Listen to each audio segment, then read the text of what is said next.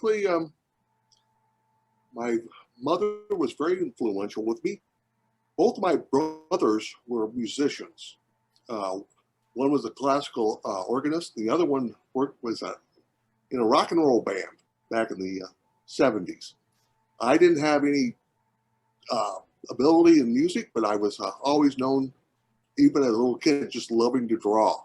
And she insisted I learn something besides in the class. She wanted me to have a broad education and knowledge, and she had me taking art classes on the side. My first painting was when I was in sixth grade. I still have that painting, actually. Um, and I painted in grade school and high school, but my high school did not have an art class. So my mom signed me up with the an art teacher, and that he had uh, older women come in the evenings and paint, and I would join that group. And I think you read that also, that later on my mom joined that group, which was a very, beautiful memory of mine of taking art classes with my mother. Then after high school, I went to college. I did not study art, but I always took my art classes because we had to have those electives to get the credits, and I just enjoyed art.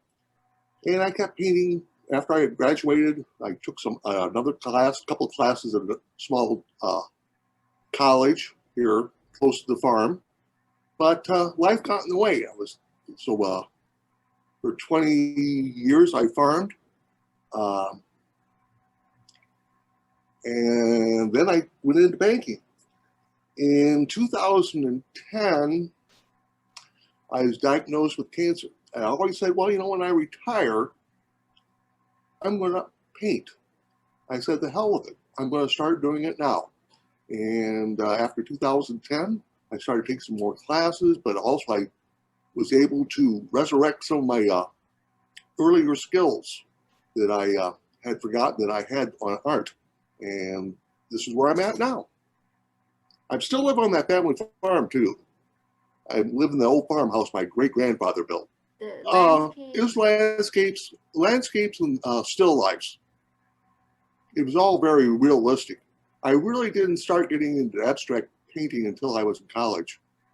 And then I kind of moved in from, realistic to impressionism, and then full-blown abstract, which I enjoy the freedom of choices, the colors, and the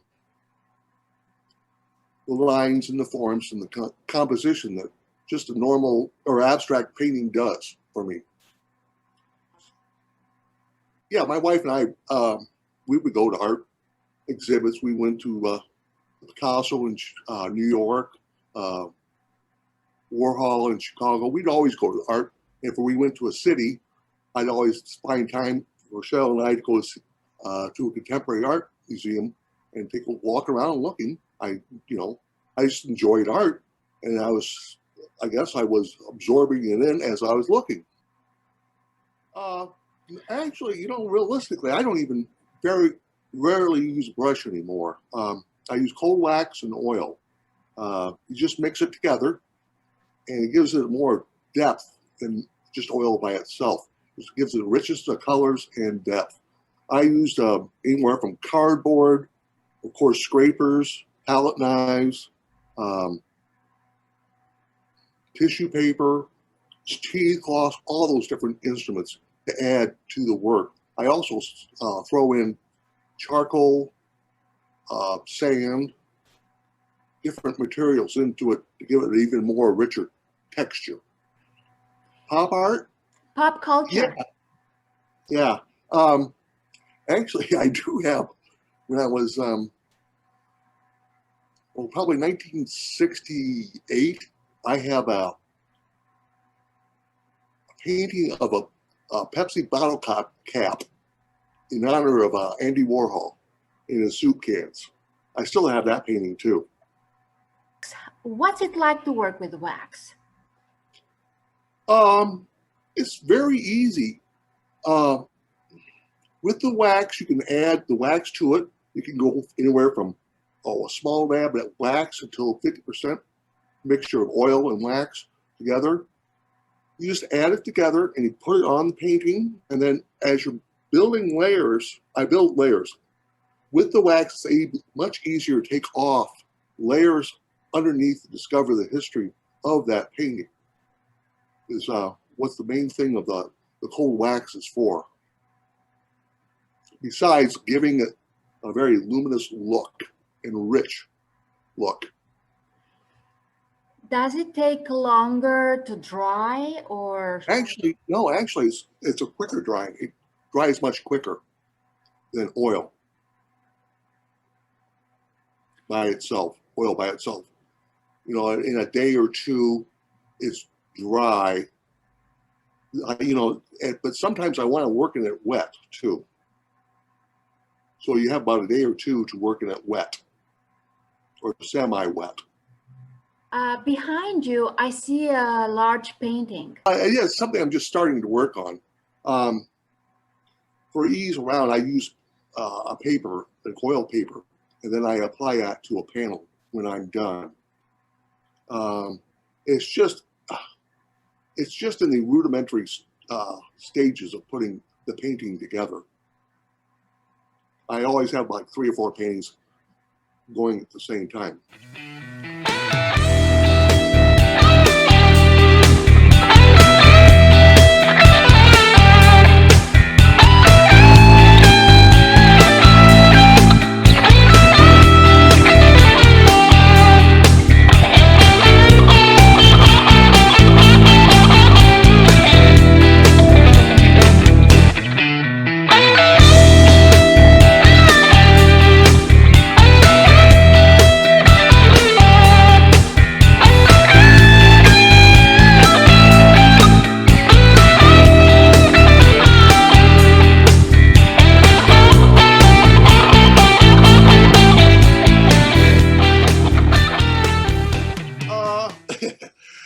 I love working large, so I do a large painting and then a couple small ones at the same time. Yeah, I enjoy the large paintings because it's, but it takes a lot of space to make those large paintings, and the right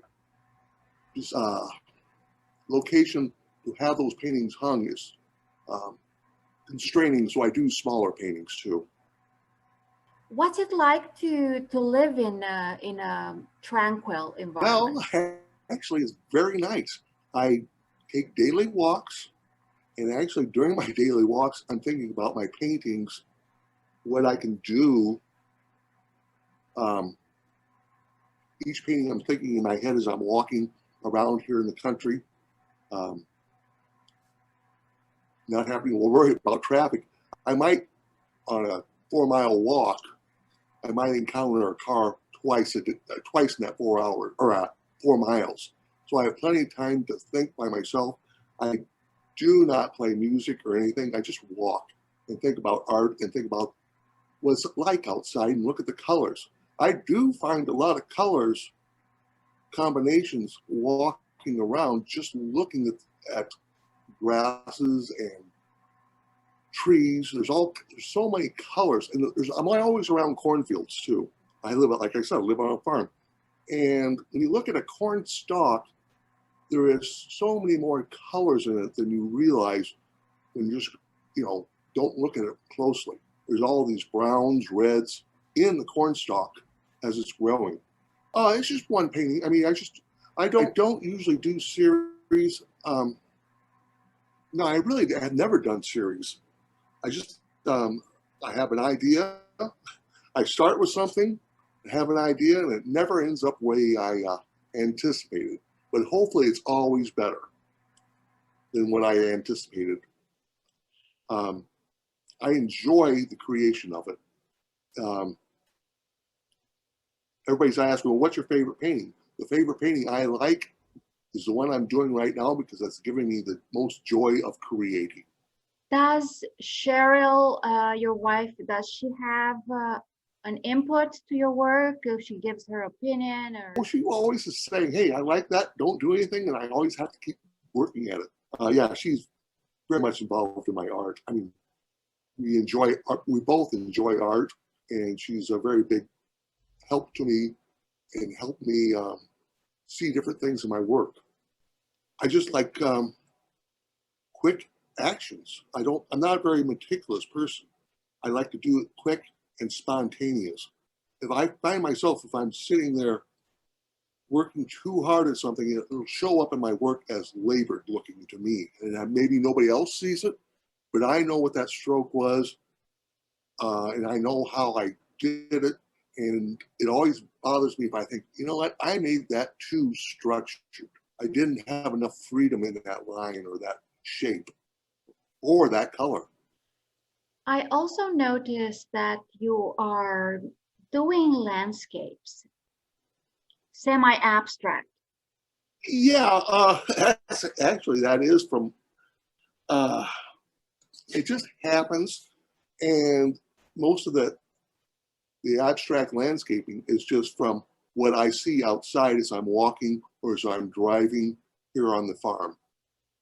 It's just something comes up in my mind and I can kind of see it in a painting that I'm working on. And I say, well, I probably shouldn't do this, but I can make this realistic or abstract landscaping if I do this and this. It always kind of feels odd for me to do that, but they turn out nicely, I think. It's the colors that I see, which add to my abstract landscapes. I do notice that you use lots of colors in one painting. Now, that is all my artist friends that I've talked to seem to relish my ability with colors. And it's just something natural in me. I don't know. I've always enjoyed colors and I enjoy working with the colors. I also like to make a statement too with the colors. I just have a great big glass palette and I just mix them together on the palette and then apply it to the painting. Or I will take a painting, lay it on a table and sprinkle different things on it like chalk, charcoal, pigment as I'm doing the painting, and then roll it in with a brayer. I use a brayer also quite a bit to embed the different elements into the cold wax and oil, the different materials I use. What attracts you to abstract art? The freedom that gives to me. And you know, if you look at the history of art, it was all changed when I was just talking with I have a friend that is a photographer, commercial photographer.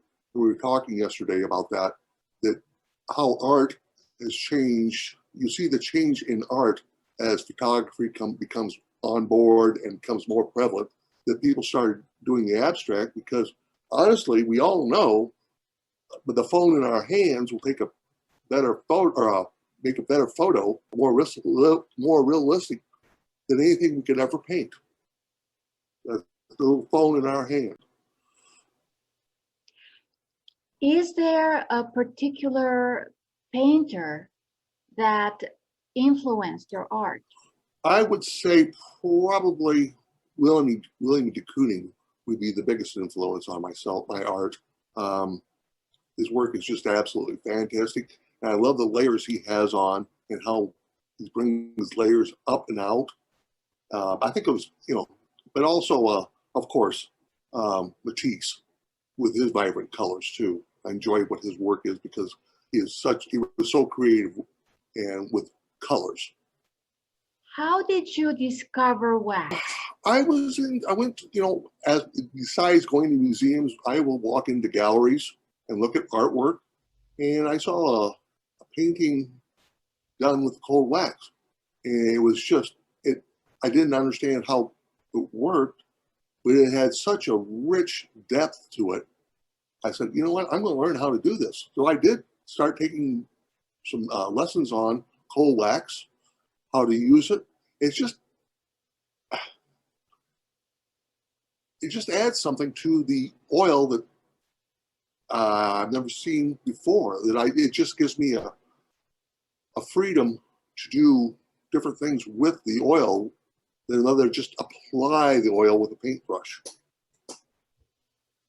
Usually, how long does it take you to complete a painting? That varies. You know, sometimes I will do one in a day or two. I mean, it's not sitting down and just doing it. Well, it'll be completed in a day or two. And then I have some that take 6 months. And sometimes there's always a painting that I kind of like, but I don't like. They're just sitting here in the corner of my studio. And maybe 6 months, 7 months later, I'll look at it and say, you know what, I'm really not happy with where this is at. It has possibilities. So I'll go back in and add some more layers to it, and bring some history out.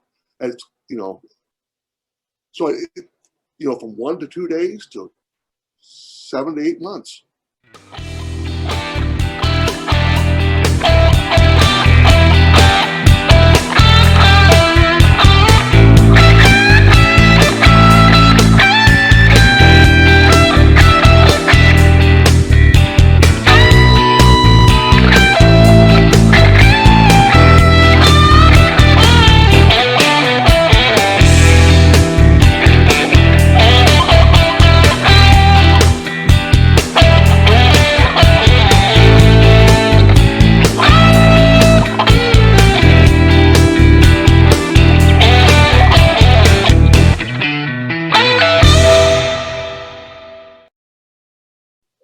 Right now, how do you feel? You said you've been sick in 2010. How's your health? Oh, it's excellent. I mean, I go every 6 months. It's on hold. So it's been 11 years. And I feel very grateful. Like I tell people, actually, getting cancer was a blessing to me because it opened my eyes to realize, no, do what you want in life while you have the time to do it. And so I know it sounds weird, but cancer was a blessing to me because it opened my eyes to doing what I want. And I am just love being an artist, creating artwork. It makes me smile. When I was first diagnosed with cancer, I was really depressed. And I just felt like, what am I living for?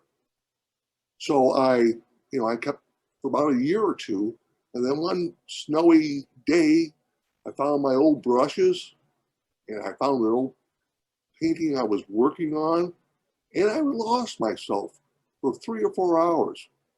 After that point, I said, you know what, I'm doing art because it just makes me feel good again after being diagnosed with cancer. So art was also therapeutic for you? Yes, actually it is. I actually am with a group of cancer survivors that we all see art as an outlet, as an escapism from the thoughts of cancer and the misery it brings to, and just art. The other artists I know that have cancer, we all feel that way. That there's something about creating releases the pressure of the cancer idea in your head, because you lose yourself, which is a great thing, because you lose yourself in creating that art.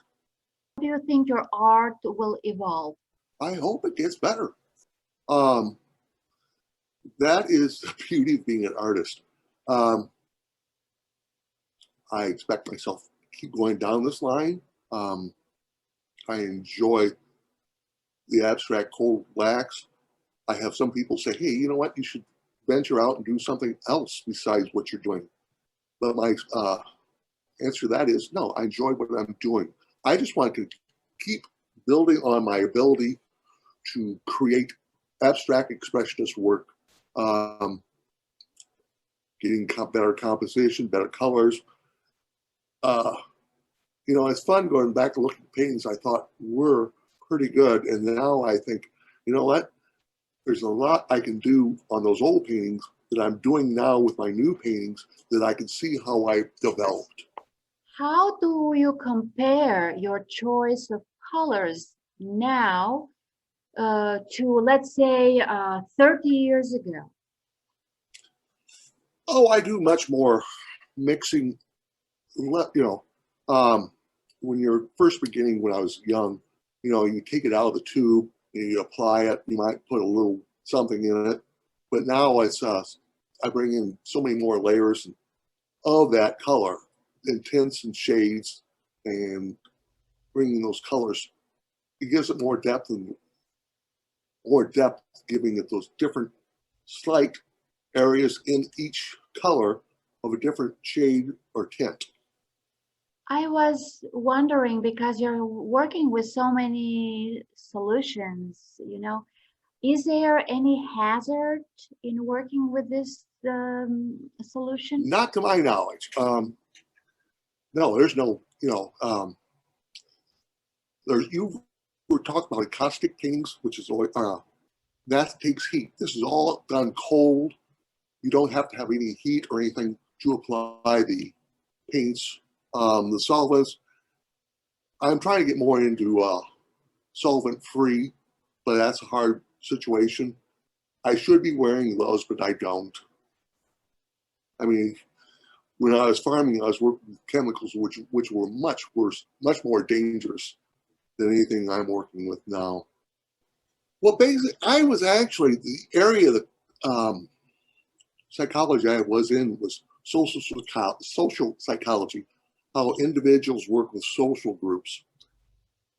And realistically, my father, when I went to college, said, "I don't care what you learn in college, but learn how to ask a question and determine whether the person is giving you, well, I'm not going to, viable answer." There's a farm term for it. And I just enjoyed psychology. It had nothing, really has nothing to do with my art. I mean, except for Gestalt theory and such as that. And colors, actually. That's the reason I was into colors, art, and psychology, because I know how colors can create moods. I was going more into like the advertising social psychology of creating ads for people. And you came back to the farm and, lived happily. Well, actually, I never did leave the farm. I've always lived here. Even when I was farming, but also when I was in banking, I still lived at the farm here. So, yeah, I have, my wife was actually from a large Midwest town, and she lived downtown Chicago for 3 or 4 years. She had a hard time coming back to the farm, but once she got out here too, she enjoys the quiet, serene serenity we have here in the country. Have you thought of inserting images from, rural images in your art? No, I haven't. Maybe I'll send you a photo of it. I did a painting I call Picasso meets, or Pablo meets Andy, and I have I injected a little bit of Andy Warhol's image of Marilyn Monroe into my work. I noticed that this is the second or third time you mentioned Andy Warhol. Was he influential to your work in your youth? Oh, I believe so. Of course. I mean, I was probably 10 to 15 when I started noticing Andy Warhol's work. I really didn't understand it, what he was up to. But now, I mean, after all these years, I really understand where he was coming from, that he was more into commercial art when he started, But commercial art can be an art form, but he moved it. He blurred the lines between commercialism and art. And I really find that very interesting what he's done, what he did in his life. You seem to be very committed to your art form. Well, I guess so. It's just, I've done watercolors, I've done regular, just oil. But this gives me the freedom to be very, very creative in my mind for what I want to do with the painting. There's no bounds. I mean, I use corn cobs to apply my painting, paint to my oil, or oil and cold wax my paintings. There's just so many different things you can use. I think like I said, I've used cardboard, corrugated cardboard at places to my lines to my work. There's just so many different, you're never going to be bored with this. I'm never going to be bored with this because you can always look around and see different things you can use to change the texture or the how the oil and wax stick to the panels. It's just, there's so many variations you can use. They're endless. It's not like you're doing the same thing over and over and over again. You also insert, let's say, words or short sentences. For example, can't does it all, or something like that. Well, no, Kent has it all. Actually, there was a series there I was doing of taking old ads and putting it into my work. It was funny. I saw this ad for Kent cigarettes. It says Kent has it all. Well, with my name being Kent, I just thought it was a very interesting situation to add that in. Humor, we all have to smile in life a little bit. Even we can't get so serious about our art that we don't. At least I don't. I've got to have a sense of humor in my artwork. If your mother was around, how would she feel about your I art? know my mother passed away way too young, but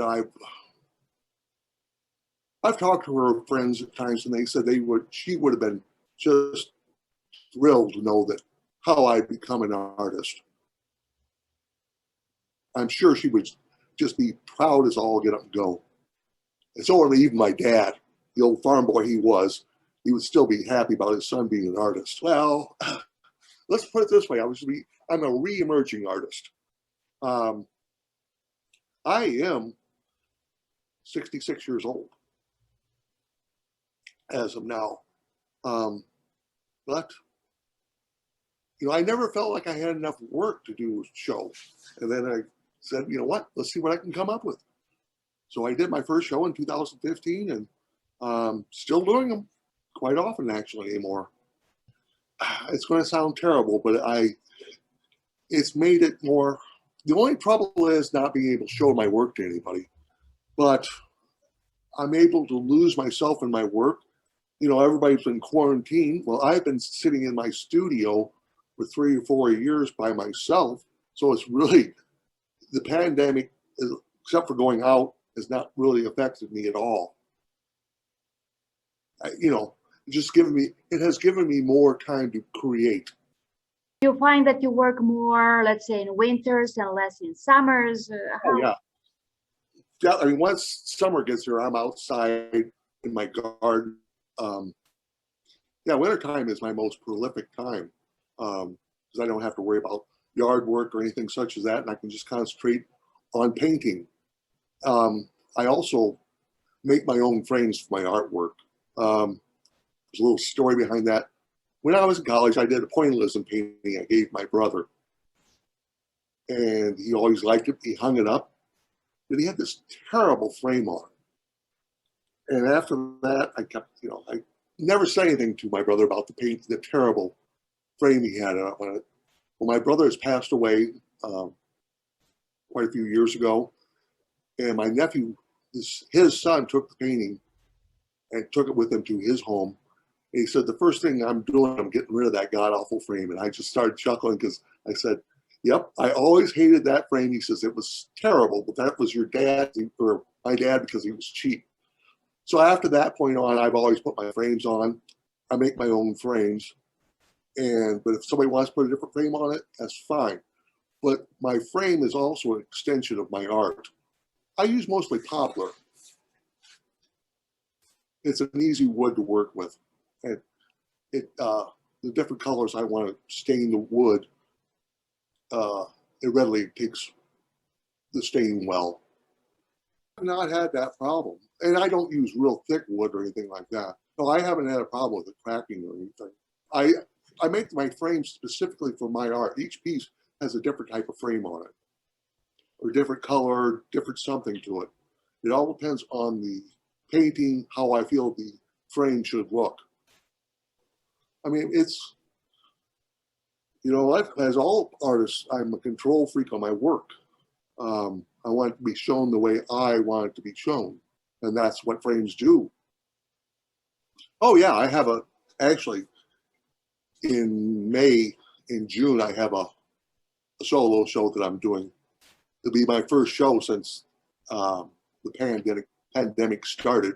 But I'm having it in May and June of this year, which is coming up. And I actually, probably that painting there, I'm hoping to have finished for that show. I should have probably 15 to 20. It all depends on the sizes. I'm doing quite a few little, they're called diptychs. I'm finding diptychs are fun to work with too, and I do them small. So I got to figure out how many diptychs to put in with the regular pieces. Is in your area, the show? Yes, it is near the Quad Cities, which, how do I say? It's on the western side of Illinois along the Mississippi. It's where, it's the home where John Deere tractors are made. I've had people inquire. I was supposed to do one last year, but it was canceled because of the pandemic. I'll probably get back into doing that, workshops for the past year, but I'm all set up to do some more retreats coming up this year. Luckily, I've been fully vaccinated, so I'm good to go. Well, I guess my message is, you know what? Life is short. Do what you want to do. Because you look back at things and you take the step that you want to take and do it, because life is short. How's that? You got that right. Thank you very much for this opportunity. I really enjoyed it.